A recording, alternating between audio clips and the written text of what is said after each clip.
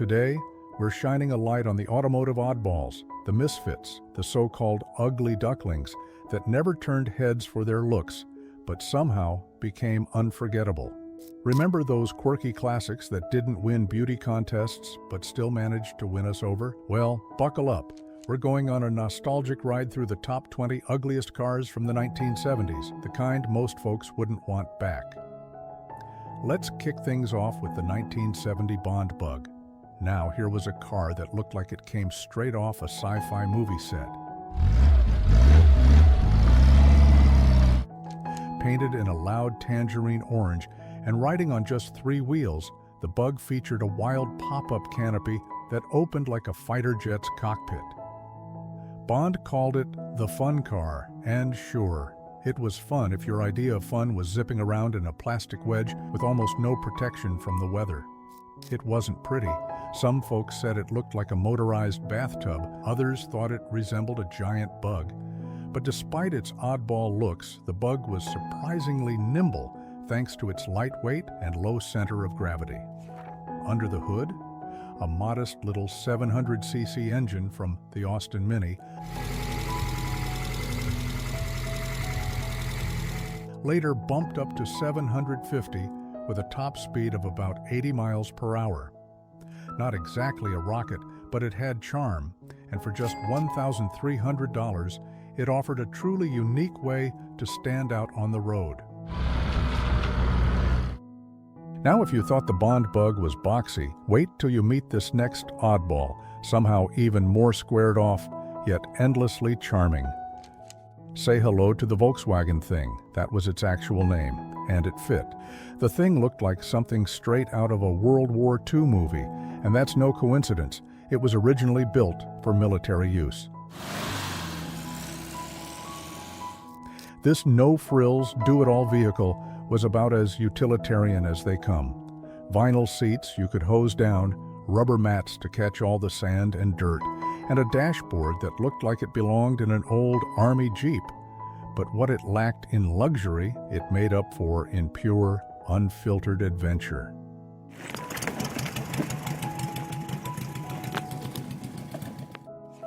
With its doorless design and removable roof, the Thing was a favorite among beach bums, surfers, and anyone who just wanted to feel the wind on their face. It wasn't just a looker, it was tough too. With available 4-wheel drive and a raised suspension, it could take on dirt roads and backwoods trails without flinching. And for around $2,700, it was a practical, go-anywhere ride that could haul your gear. The 1970 Porsche 914, a car that still sparks debate to this day. Born from a unique partnership between Porsche and Volkswagen, the 914 was a true oddball in the sports car world. You either loved it or couldn't quite wrap your head around it. Its look, let's just say it was distinctive. Those frog-eye pop-up headlights gave it a personality all its own, and the low-slung body, targa top, and sloping rear only added to its polarizing style. But under that quirky exterior was a driver's dream: sharp handling, tight steering, and a perfectly balanced mid-engine setup made it a blast to drive. Now, the base model came with a 1.7-liter flat-4 engine and a starting price around $3,500, which made it the most affordable way to get into a Porsche at the time. That rubbed some purists the wrong way. They saw it as a poor man's Porsche that cheapened the brand. But others loved that it brought German sports car performance to the masses. And if you wanted more punch, the 914-6 version came with a 2.0-liter flat 6 that delivered a lot more excitement. Love it or not, the numbers speak for themselves, over 100,000 units sold. The 914 may not have looked like a traditional Porsche, but it carved out a loyal fan base and held its own in a golden era of sports cars. Next up, a car that was way ahead of its time. We're talking electric in the 1970s. Meet the 1974 Sebring Vanguard city car, one of the earliest electric vehicles to actually make it to the streets. With its tiny wheels, plastic body, and sci-fi styling, the city car looked more like a golf cart from outer space than something you'd see in a driveway. Now, its performance won't blow your socks off. Top speed was around 38 miles per hour with a range of 30 to 50 miles. But considering it ran on lead-acid batteries and plugged into a regular wall outlet, it was pretty revolutionary. At about $3,000, it offered a cleaner, cheaper alternative to the gas guzzlers of the day. Sure, it wasn't the most practical ride, but it stood as a bold symbol of what the future could look like. Over 4,400 were sold before Sebring Vanguard went under. Later, it was reborn briefly under a new company called Commuter Vehicles Incorporated, but its spark had mostly fizzled by then. Now hold on, we're heading north for something a little more dramatic. Welcome to the wild world of the 1974 Bricklin SV1, Canada's bold attempt at building a safe, high-performance sports car.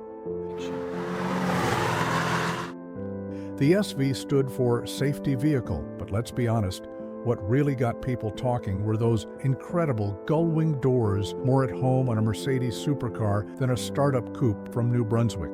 Its wedge-shaped body and pop-up headlights gave it serious presence, and it came loaded with safety features, integrated roll cage, energy-absorbing bumpers, and reinforced doors.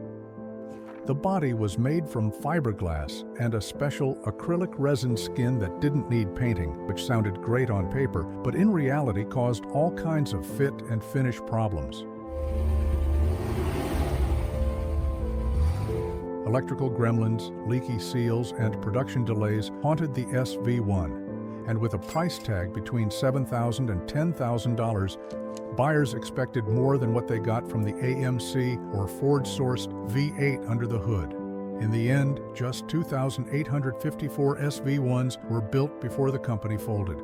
Hold on tight for the next one. It's known less for its speed and more for its unique handling. Enter the legendary Reliant Robin, the British three-wheeler that became both a punchline and a cult classic. It was meant to be cheap, lightweight, and fuel-efficient. But with two wheels in the back and one up front, it was notoriously unstable, especially around corners. Tip-overs were common, and the Robin's reputation for rolling became the stuff of automotive legend. Early models had a 750cc engine, later bumped up to 850cc, with top speeds between 70 and 85 miles per hour. The fiberglass body was surprisingly spacious, and maintenance was simple. And thanks to its classification as a tricycle under British law, it qualified for lower taxes and simpler licensing. That quirky design helped keep it in production for over 30 years. And of course, it earned its spot in pop culture with unforgettable appearances in Top Gear and Mr. Bean. Love it or laugh at it. The Reliant Robin is a one-of-a-kind icon of British motoring. Next up, it's a Mustang, but not the one you're probably thinking of. Get ready for the 1974 Mustang II, one of the most controversial pony cars ever made. Some called it a betrayal of the Mustang name, while others saw it as a smart response to the times. The early 70s oil crisis had turned the automotive world upside down. Big V8 muscle cars were suddenly out and fuel efficiency was in. So Ford made a bold move, downsizing the Mustang. Built on the same platform as the Ford Pinto, the Mustang II came with a modest four-cylinder or V6 engine.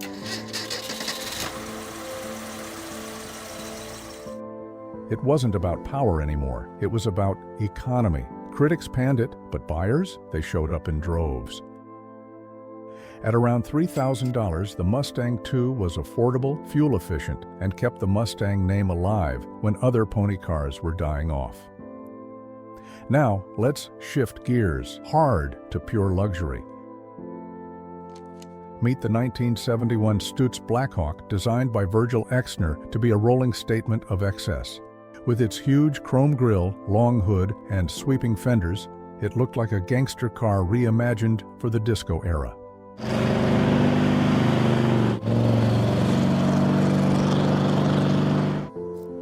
Hand-built in Italy, this thing was all about status. Step inside and you'd find leather, wood, gold accents, even a dashboard made from 100-year-old walnut.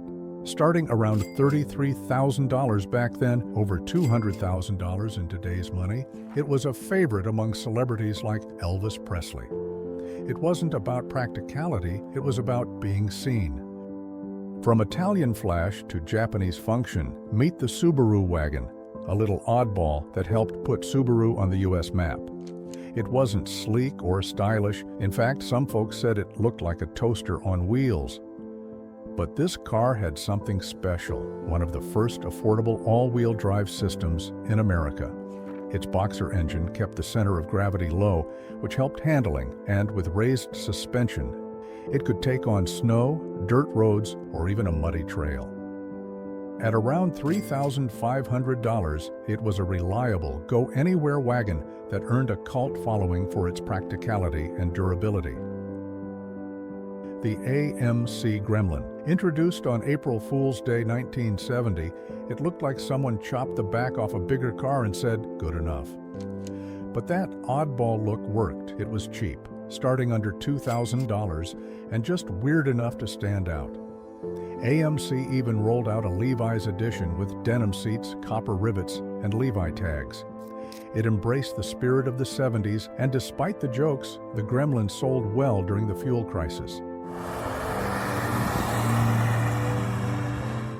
Now, meet the Datsun 200SX, a Japanese sports coupe that tried to ride the long hood, short deck trend.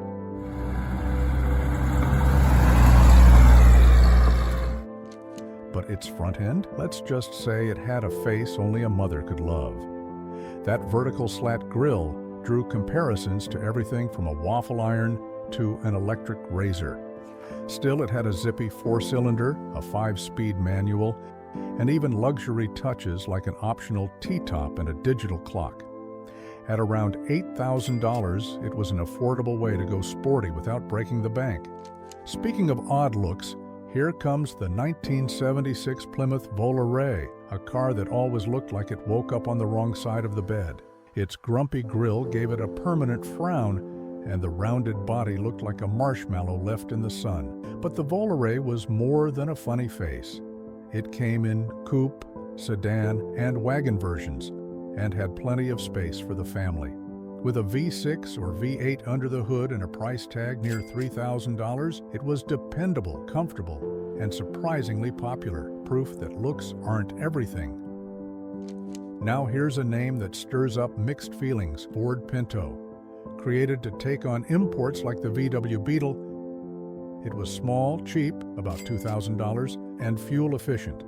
But the Pinto's legacy was forever marked by one major flaw: a dangerously placed gas tank that could rupture in a rear-end crash, causing fires.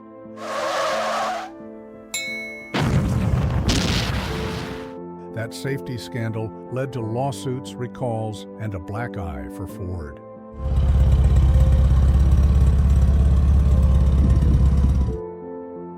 Let's head back to Chevy, not for a Camaro or Corvette, but for the humble Chevette. It was boxy, basic, and about as exciting as a beige refrigerator. Some even dubbed it the penalty box.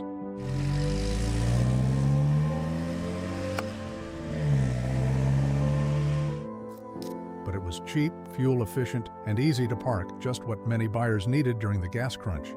Chevrolet pitched it as a world car, and it actually found success globally. It wasn't flashy, but it got the job done. Next up, the 1973 Oldsmobile Omega.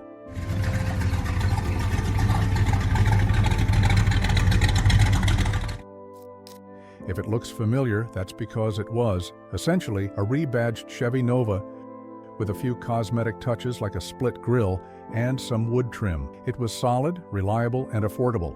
But despite Oldsmobile's efforts, the Omega never really stood out on its own. Then there was the AMC Rebel, a mid-size car that tried to be everything for everyone.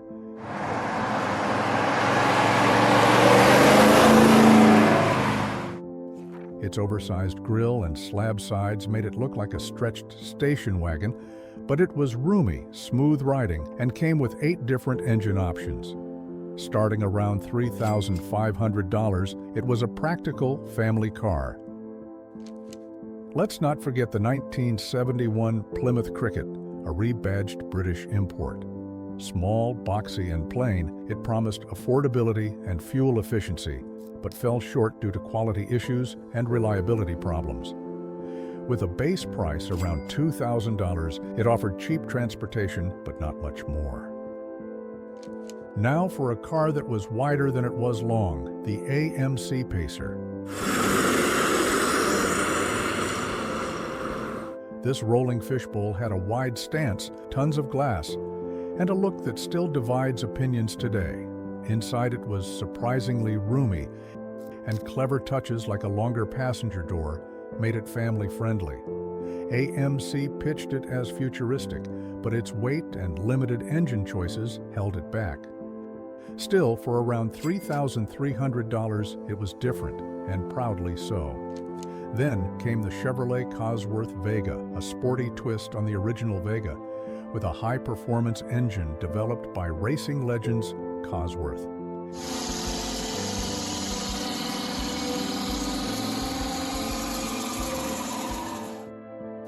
It sounded great on paper, but reliability issues and a high $5,000 price tag limited its appeal. Today, it's more of a collector's curiosity than a performance legend.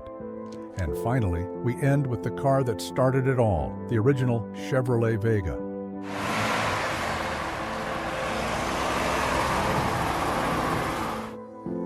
When it launched in 1970, it looked like the future, sleek, compact, affordable. It had an innovative aluminum engine and a price tag around $2,000, but reality hit hard. The engine was prone to overheating and the body rusted like crazy. Recalls and lawsuits followed, and the Vega went from golden child to cautionary tale.